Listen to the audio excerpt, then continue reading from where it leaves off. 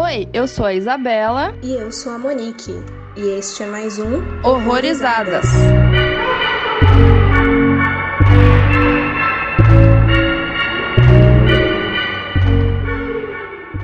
Mais um episódio de Horrorizadas, e hoje a gente vai falar do Bar da Luva Dourada. Mas mais que isso, a gente também tem uma convidada especial, que veio de outro podcast, que eu sou muito fã, eu gosto bastante, acompanho quase desde o início ali. E fala mais um pouco de você pra gente, Bruna. Ai, que bom, eu fico muito feliz.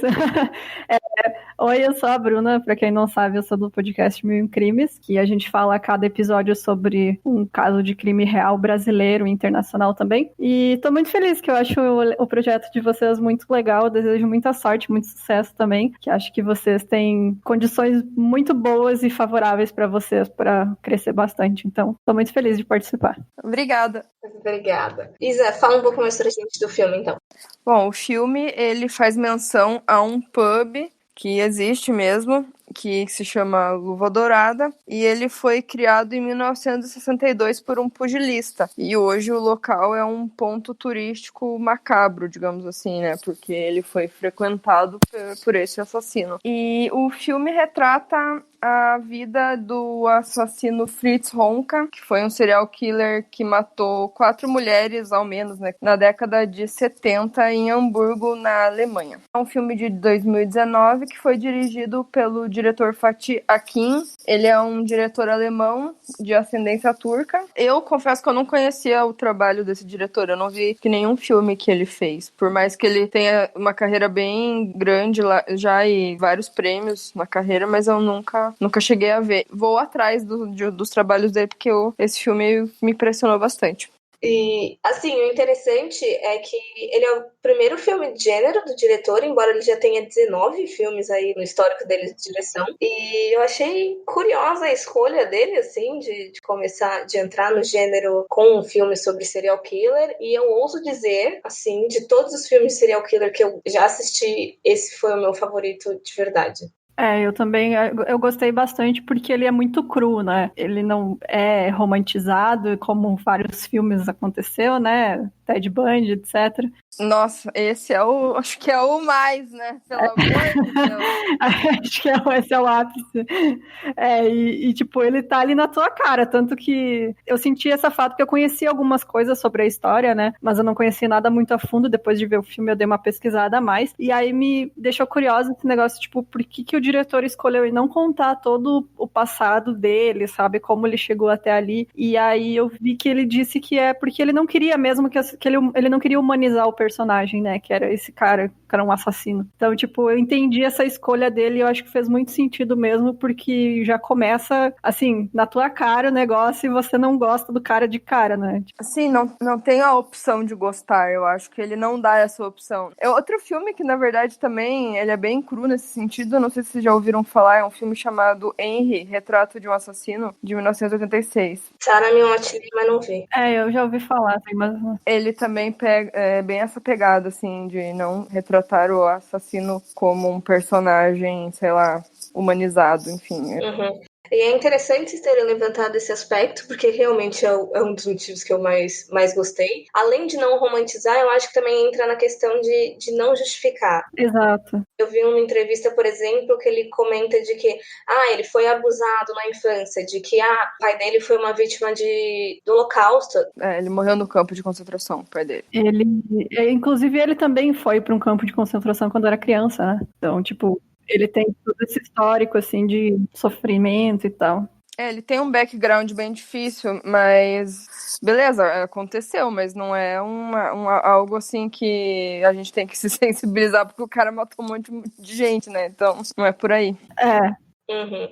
E ele comenta até aí, por exemplo, tiveram inúmeras vítimas de todas essas problemáticas, e nem por isso elas chegaram na vida adulta e que saíram matando pessoas. Então, foi muito interessante essa escolha de começar. Ele realmente começou na primeira vítima do Fritz, assim. Tanto é que as cenas iniciais do filme, quando eu comecei, eu falei assim, eu quero continuar isso aqui, eu vou ter estômago para continuar isso aqui, mas enfim, continuei, né? Assim, e outra coisa também é que por mais que ele tenha esse lado bem brutal, ele não apela para aquela violência gráfica, assim. E mesmo não mostrando, o filme conseguiu ser bem pesado, né? Mesmo ele não apelando para violência gráfica nesse sentido.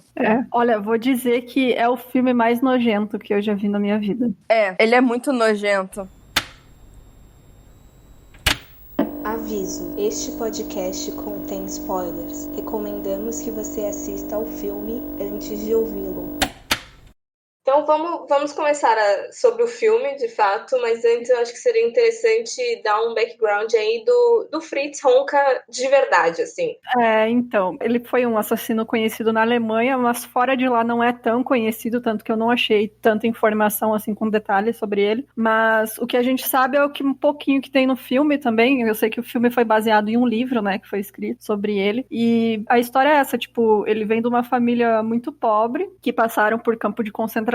Ele foi pro campo de concentração. O pai dele, na verdade, ele não morreu no campo de concentração, ele saiu e morreu depois por conta de alcoolismo, ele morreu de cirrose, tanto que isso realmente é um vício que passa de pai para filho também, né? Quem trabalha com isso sabe que realmente alcoolismo é um negócio que é hereditário, você ter essa predisposição ao alcoolismo, e é o que você vê durante o filme, né? Que conta essa história dele, que o tempo inteiro ele tá bebendo e todas aquelas pessoas estão bebendo. E, cara, eu achei isso, tipo, é um retrato daquela época que foi uma cidade decadente mesmo, que você vê as pessoas são decadentes, o lugar é decadente, tá todo mundo ali sem esperança, com depressão e bebendo e, sabe, levando a vida como dá. Então, tipo, a história dele é essa, assim, acho que o filme mostra realmente as partes mais importantes da história, mas posso comentar depois o que aconteceu com ele, que o filme, né, acaba não deixando, não fala, né, o que aconteceu depois, mas posso falar mais pro final. Também ele tem um histórico de agredir a ex-mulher também, pelo que eu pesquisei, e ele teve 2 filhos. Ele foi casado 2 vezes, na verdade, teve um filho com cada mulher. Isso, exatamente. Eu acho legal falar também porque que ele tem aquele nariz todo torto, né? Que é porque ele sofreu um acidente de carro. E aí o nariz dele quebrou e nunca sarou direito e ficou daquele jeito. Então, tipo... E é uma coisa curiosa isso, porque a cronologia do filme ela parece muito divergente do que aparentemente aconteceu. Por exemplo, que no filme até tem um acidente, assim, que ele fica com o braço enfaixado, se não me engano, até, sendo que esse acidente parece que aconteceu antes da época dos crimes, a não ser que ele foi atropelado 2 vezes, né? Mas enfim, parece que o diretor ele foi colocando fatos sem necessariamente dar muita atenção para ordens cronológicas, assim. Não que isso seja um problema, que eu acho que ao todo acabou ficando... Você conseguiu pegar todos os aspectos da vida dele, mas eu achei curioso isso dele alterar a cronologia de alguns fatos. Esse acidente que aconteceu no filme foi meio que pra dividir o filme em 2 partes, eu achei, porque daí depois do acidente, parece que ele tenta, de alguma forma, mudar de vida e tentar ficar... Ele para de beber e tudo mais, dá a entender que ele tenta ajeitar a vida dele, mas daí ele falha de novo. Ele tem, última coisa sobre a vida dele, é que ele tem todo esse histórico de assédio sexual, também abuso sexual. Tinham várias acusações contra ele já de outras mulheres que tinham sido estupradas por ele ou que ele tentou estuprar, mas eu achei interessante que, tipo, o filme, ele não começa com, sabe, essa escala de crimes, de ele começando no assédio e terminando no assassinato. Ele já começa no assassinato. Então, tipo, você não precisa saber que ele fez coisas horríveis no passado se ele já tá fazendo um negócio pior de todos, sabe? Sim, e assim, não colocou nem as justificativas, nem a parte na tentativa de humanização dos problemas que ele passou na infância e tudo mais, e nem essa crescente de crime também, né? E outra coisa que ele era xenófobo também, né? Porque ele odiava os vizinhos gregos. Botava a culpa nos vizinhos gregos. Tudo o fedor da casa dele são os gregos, fedorentos.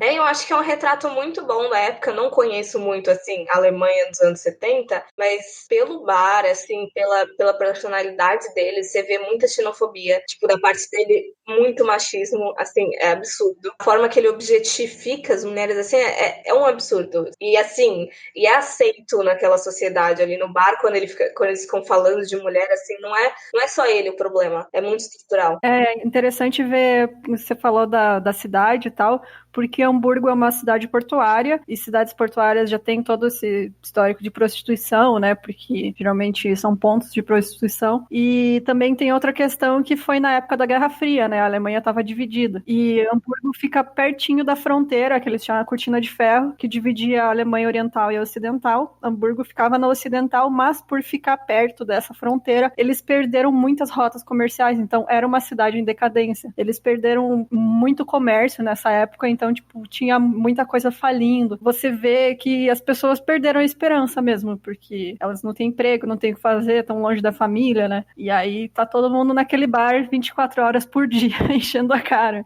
Parece um escape. Então, você vê, é muito interessante isso no filme também, porque ele retrata bem, né? Você vê o tipo de gente daquela época, como eles estavam, qual que era o sentimento coletivo na cidade. Então, tipo, ele dá mesmo essa realidade, assim, pra gente. E é louco que, às vezes, várias cenas dentro do bar, eu achava que era de noite, e aí, de repente, ele saía e tava, tipo, na claridade. Eu, meu Deus, velho. Quarta de tarde, a galera lá. 2 horas da tarde, 6 assim já. É verdade, tipo, todo mundo tinha problema com álcool naquele filme. Inclusive, parecia uma característica das mulheres que ele se envolvia, né? Eram todas prostitutas alcoólatras. Então, assim, elas vendiam o corpo delas por bebida, nem por dinheiro. Assim, indo pra parte real, se eu não me engano, eu cheguei a ler também, não dá pra entender muito a veracidade, porque tem pouca literatura acessível, aparentemente, sobre esse caso, mas parece que, tirando a última, a maioria delas, assim, até tinha uma coisa de que, eu vou te pagar, sabe? Era realmente uma contratação de serviços. Mas a última foi mais pra beber e tal, e acabou atacando e matando todas. Mas outro aspecto interessante, porque depois dessa cena inicial e tal, que ele faz a primeira vítima dele, a gente tem a introdução de uma personagem, a Petra Schütz, que é a atriz que interpreta, no caso, é a Greta Sophie Schmidt. E assim, isso parece assim uma coisa adicionada na história, definitivamente. Que no caso é uma jovem com problemas na escola, e ela é muito bonita, e rola um encontro dela com o Fritz, né? E ele fica completamente encantado. E parece que ao longo do filme a gente vai tendo a sensação de que, assim, se ele encontrar essa mina de novo, ele vai matar ela. Pra mim pareceu que, tipo, ela ia ser vítima no fim, e aí ia ser a vítima que ia desencadear, pegar ele, porque até então ele só matava prostitutas, mulheres, né, prostitutas mais velhas que não tinham contato com família, o que o pessoal chama de menos mortos, né, que são pessoas que são justamente vítimas porque elas são feitas de vítimas porque os caras sabem que ninguém vai ir atrás delas, né, elas são menos que mortas, porque nem a polícia se preocupa com elas. Então, eu pra mim, essa menina era muito a imagem de, tipo, quando ele pegar ela é uma menina de família, vai na escola, sabe? É uma adolescente, loirinha lá, né? Todo aquele padrãozinho da adolescente perfeitinha. E ia ser ela que ia chamar a atenção de todo mundo e aí ia todo mundo se revoltar. E é o que acabou não acontecendo, né? Eu fiquei muito esperando isso e pra mim ela tem esse papel também de, tipo, despertar a nossa simpatia por uma vítima, né? Porque se você for ver, muita gente vai olhar para essas outras mulheres e vão falar, elas são alcoólatras, são prostitutas, elas merecem morrer. E aí você bota a versão de uma menininha ali toda certinha e tal. Certinha não, né? Porque ela era rebelde e tal, tava reprovando na escola, enfim. Mas é aquela imagem, né, de virgindade e tal. Então, tipo, não, ela não merece morrer, tanto quanto as outras.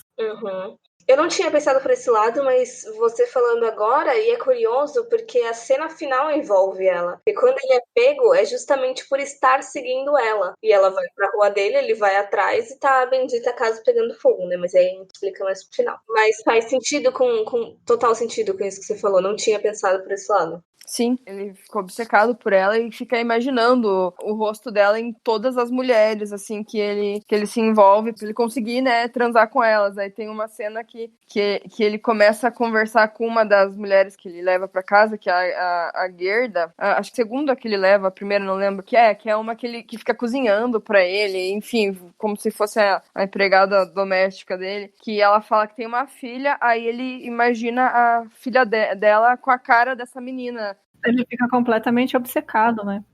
E a Greta também, eu também acho que seja mais uma personagem que foi colocado ali pra falar um pouco sobre que ele teve relacionamentos, ele teve mulheres com a qual ele não matou, porque ela acaba conseguindo escapar no final das contas, né? E como a gente já disse até, eu acho que o bar, assim, ele é uma baita representação da sociedade. O papel do dono, eu não sei se é o dono do bar, aquele rapaz que ele até comenta dos apelidos das pessoas, porque tem apelido que tem história, tudo mais. Eu acho que foi um elemento muito, muito importante pro desenvolvimento do filme. Todas as cenas do bar, você consegue captar muito sobre a sociedade do Fritz em si.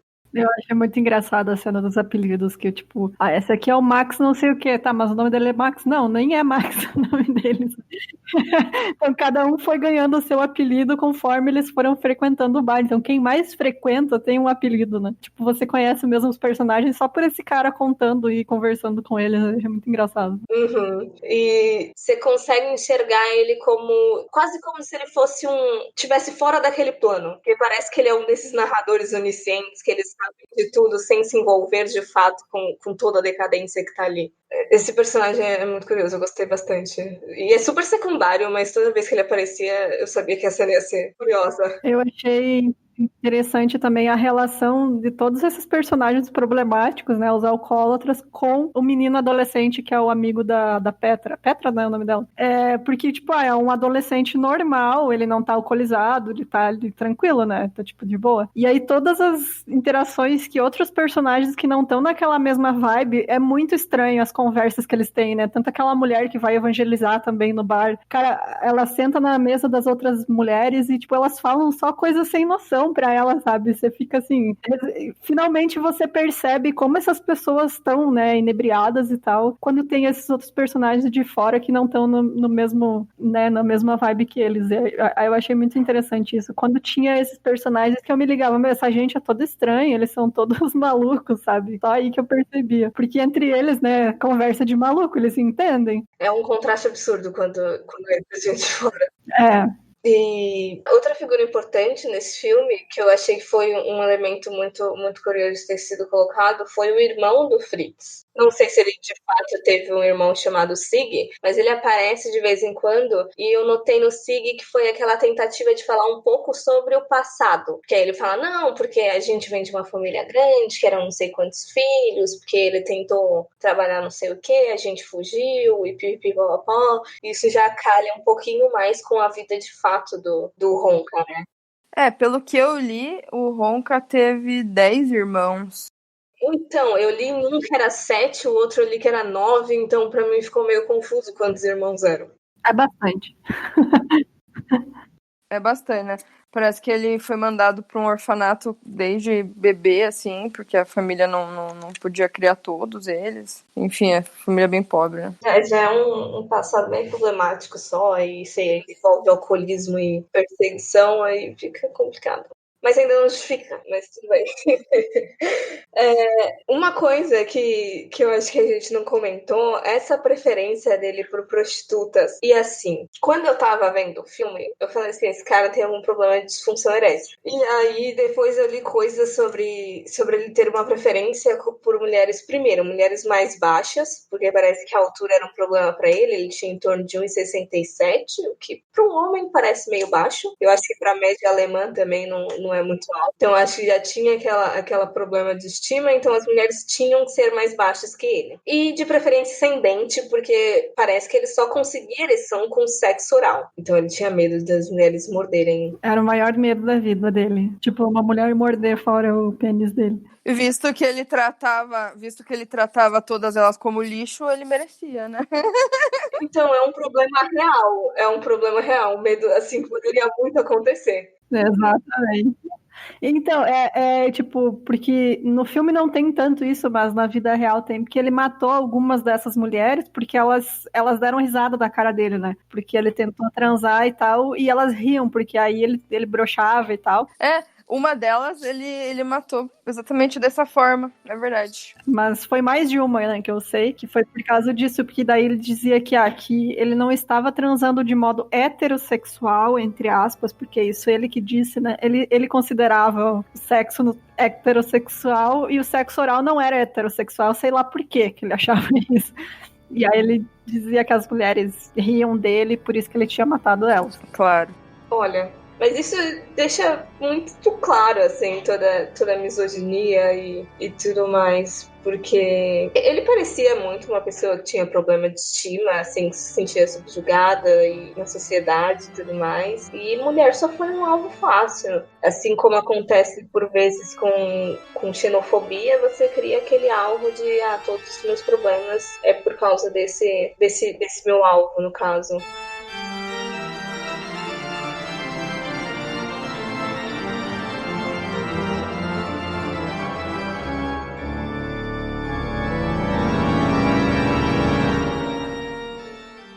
Então, assim, o filme começa com aquela primeira cena de estupro, né? Sabe que eu não entendi como estupro essa cena? Eu achei que fosse, mas depois, tipo, olhando ela, ele tá tentando colocar o corpo num saco. Isso.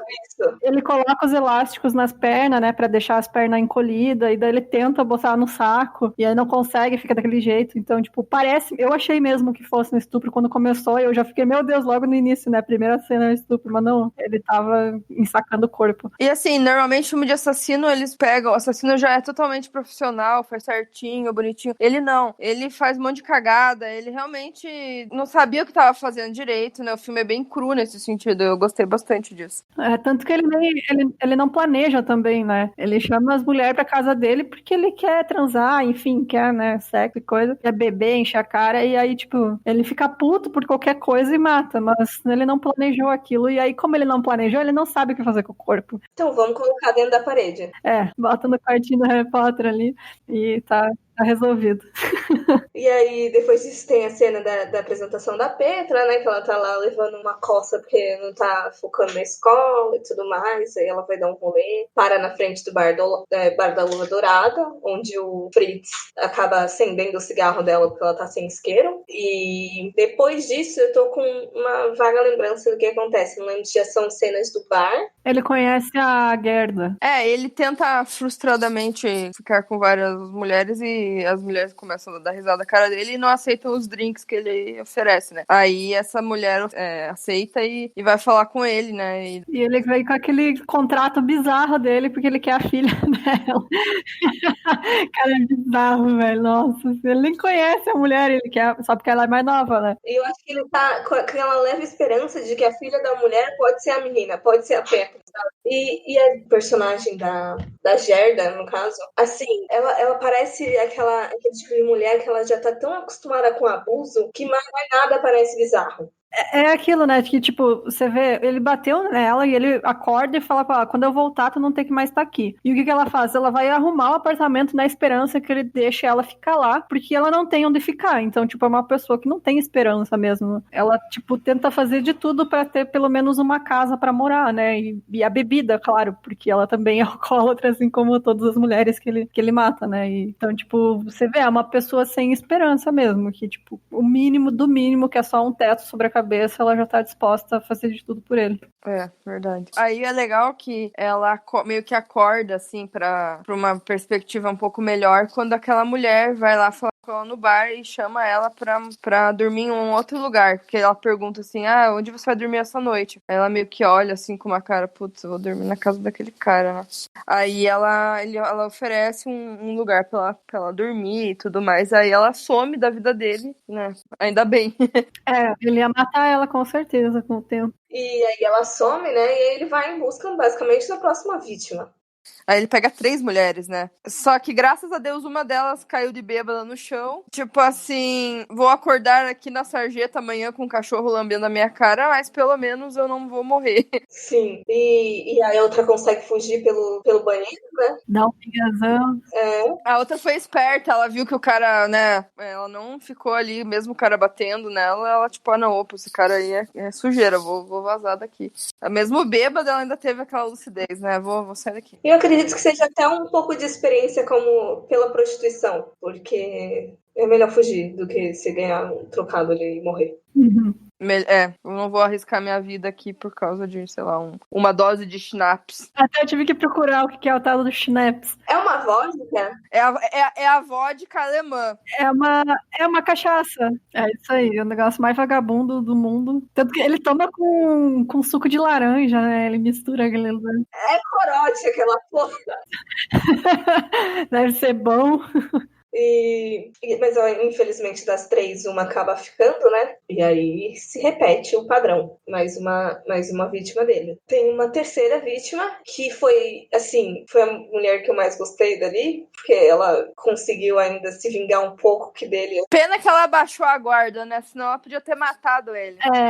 Ela devia ter ido embora, cara. Eu achei que ela ia conseguir fugir, tipo, não necessariamente matar, mas eu achei que ela ia conseguir fugir. Mas ela tava muito louca ainda, né? Tava bêbada. Sim, ela agride ele fica lá no chão e ela senta e continua bebendo. Ela, porra, sai daí, mulher! Pega o dinheiro do cara, né? Bota no sutiã. Sim, ela pega a grana dele. Ela podia ter pegado a grana dele, pegado as bebidas dele e vazado. Sabe assim? Cara, pra mim, ó, uma das cenas mais nojentas é essa mulher abrindo a geladeira. Aí ela pega um vidro de salsicha, né? Em conserva. Que nojo, cara. Ela pega um vidro de mostarda e passa aquela mostarda na salsicha. Que nojo. Não, e ela pega e enfia a mão. Eu pensei, ela vai comer mostarda pura, bem doida, né? Enfia a mão na mostarda e vai. Passa no pinto dele. Ai, muito bom. O cara acorda com o pinto pegando fogo de mostarda. Sim, e ele acorda ainda meio zureta, assim, tipo, tá aquele delay do que tá acontecendo. Ainda toma chute no saco depois. Eu fiquei muito triste quando ela morreu.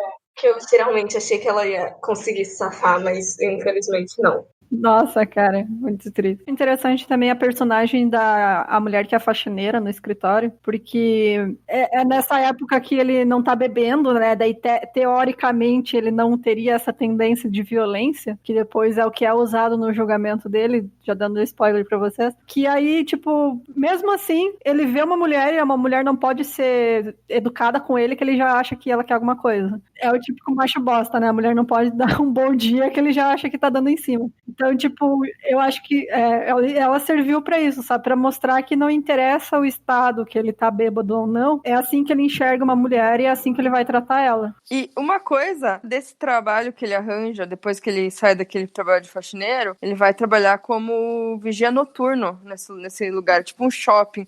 Gente, como é que o cara ganhou uma arma pra trabalhar naquele lugar? Gente, eles deram uma arma pro serial killer. Eu fiquei pensando, como assim?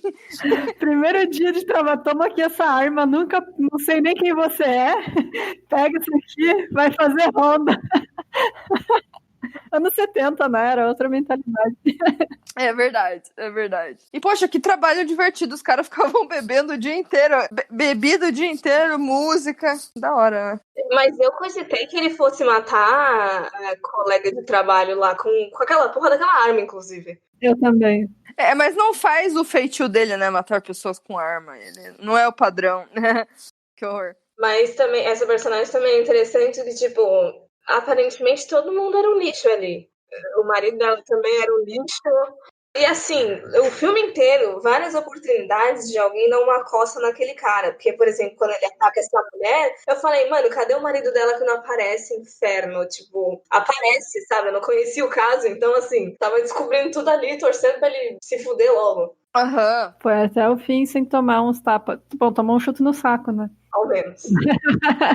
E aí foi disso da terceira vítima que a gente já comentou, né? Da mostarda. E aí, depois dela, ele acaba encontrando uma outra prostituta também, né? E assim, eu senti muito mal com todo aquele diálogo que a mulher estava dando. Eu me senti muito incômoda, assim, ouvindo, e ele tentando beijar ela, assim, e ela, tipo, olhando pro nada, completamente sem esperança. Eu me senti muito mal. Sim, ela realmente pessoa que tinha problemas sérios de saúde, talvez um câncer no estômago, sei lá, algo sério mesmo, assim. E ele, assim, dane-se, eu quero transar com você. E ele vê que não consegue e mata ela. Eu achei muito interessante, e daí palmas pro diretor, porque ele fez isso desde o início do filme, né, cortando aquela cena de, tipo, você vê o corpo e não vê ele cortando a cabeça, né, e aí você vê que ele pega a tesoura e vai pra cima dela, e aí corta pro vizinho de baixo, o grego, arrancando a língua de um bicho, né. Eu achei muito legal esses recursos, assim, que ele fez também.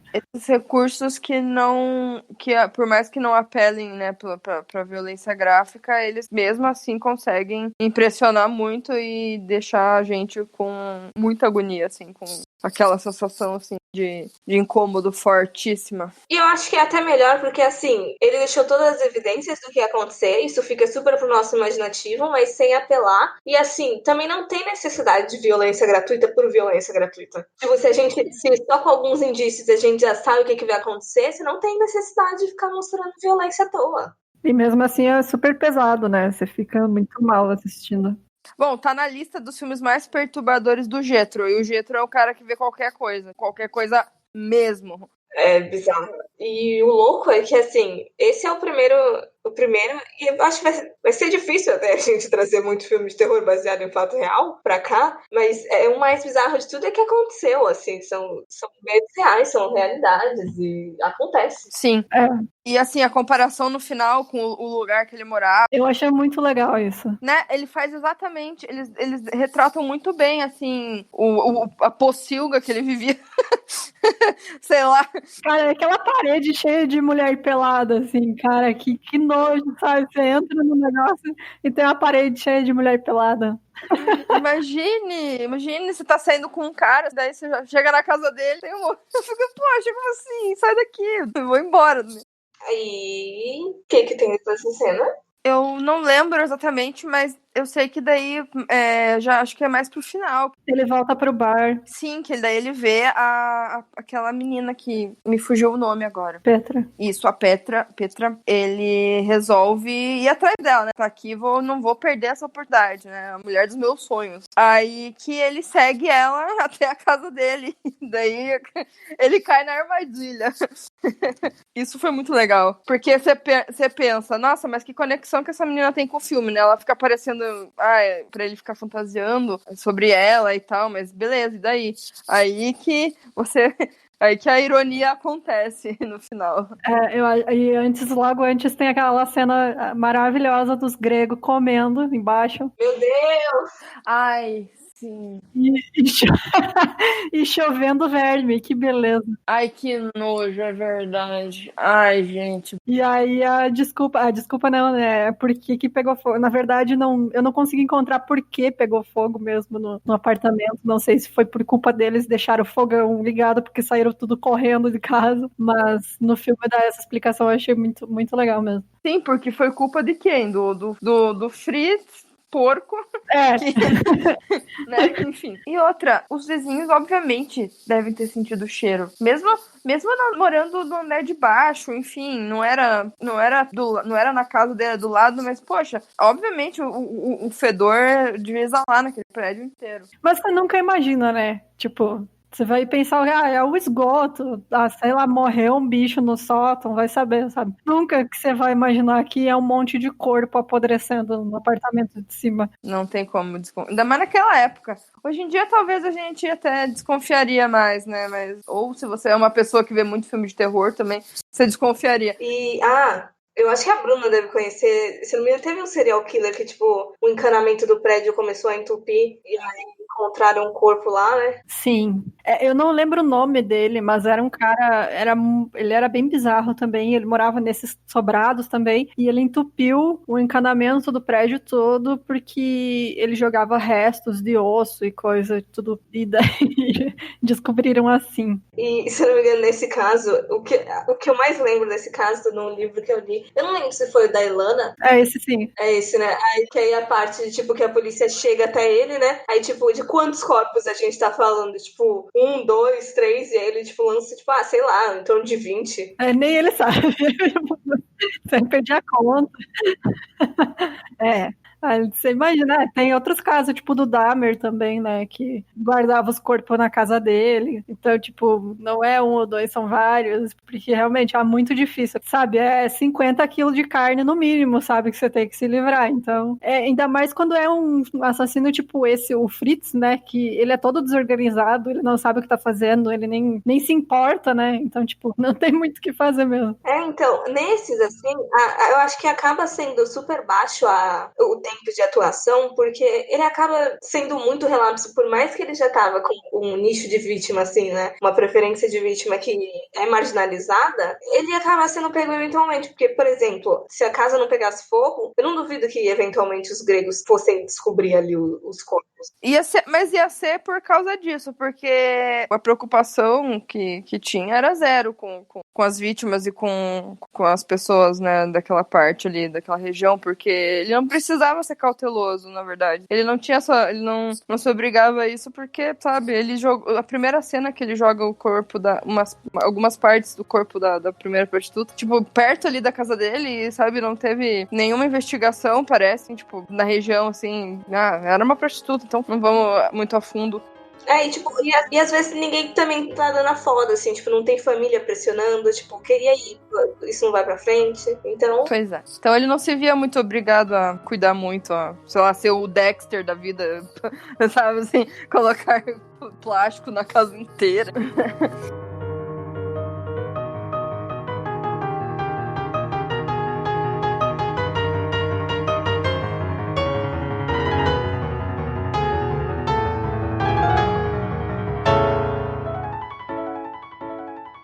Então, para finalizar, já que não tem no filme, né? Muita gente deve ficar curiosa com o que aconteceu. Ele foi preso e aí no julgamento ele foi sentenciado a 15 anos de prisão só, mas em um hospital psiquiátrico, porque eles entenderam que o abuso de álcool foi um fator mitigante, né? Como se ele não tivesse todas as suas capacidades mentais nos crimes e por isso, então, tipo, foi uma acusação de assassinato e 3 de... Como que se diz aqui? Assassinato... Homicídio culposo, não é? Isso, homicídio... Isso. Então ele teve 3 acusações disso e uma de assassinato. E foi 15 anos só, então ele foi solto em 93. E aí ele passou os últimos anos dele, porque ele morreu em 98. Ele morreu como usando o nome de Peter Jensen. Ele morreu em um hospital, depois em decorrência de todo o abuso de álcool e doenças, etc. Então é isso que aconteceu, mas, né?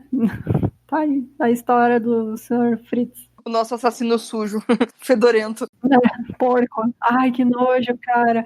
Você consegue ver o fedor, assim, em volta da pessoa. Aquele cabelo ceboso. Meu senhora.